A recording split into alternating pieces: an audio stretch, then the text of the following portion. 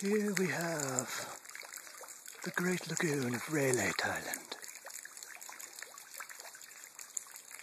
Over 5,000 species of birds exist in this isolated and remarkable setting.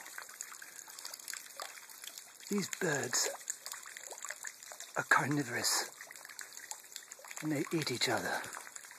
This is why you don't see any of them flying around right now.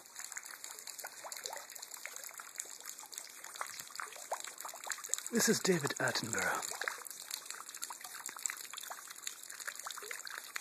Good day.